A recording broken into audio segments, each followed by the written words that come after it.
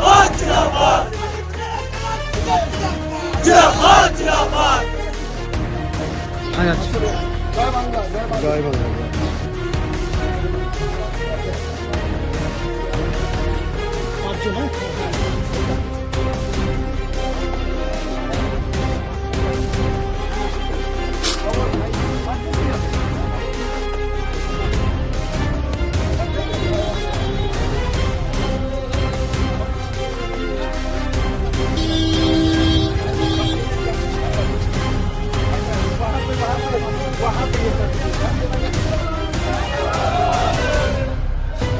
এখান থেকে বেরোবেন আর সিঁড়ি পর্যন্ত।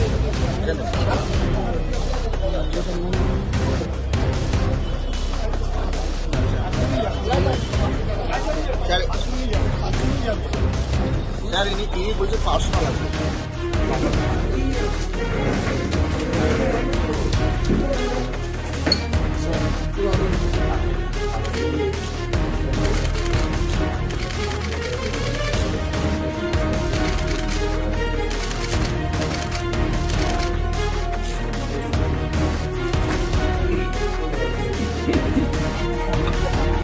বালির মানুষের আশীর্বাদ নিয়ে আজকে নমিনেশন জমা করতে এসেছিলাম।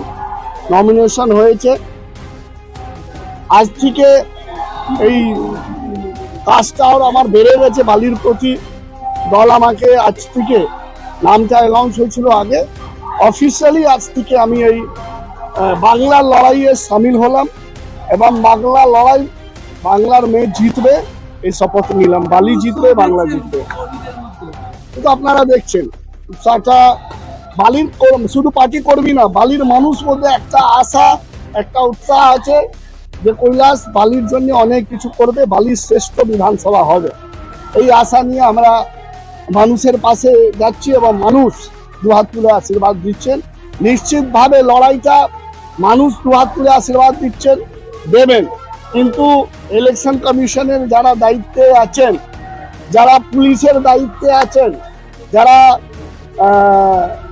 দিল্লি থেকে বা অন্য রাজ্য থেকে এসছেন এখানে বাংলা দখল করিয়ে দিতে, তারা মরিয়া পরে লেগে গেছে। মরিয়া হয়ে কি যেভাবে হোক, কেন এই বাংলার মানুষকে বঞ্চিত করবেন। কিন্তু বাংলা লড়াইয়ে আমরা জিতবো, বাংলা জিতবে, বালি জিতবে।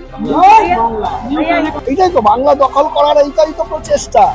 আগে সিবিআই লাগালো, তারপরে ইডি লাগালো, তারপরে অনেক কিছু লাগিয়ে যখন পারলো না, এখন ইসিআই লাগিয়েছে। ইসিআই কিছু করে নিক না কেন, বাংলার মেয়ে হাতেই বাংলার ক্ষমতা থাকবে, আর বালির ছেলে হাতেই বালির ক্ষমতা থাকবে।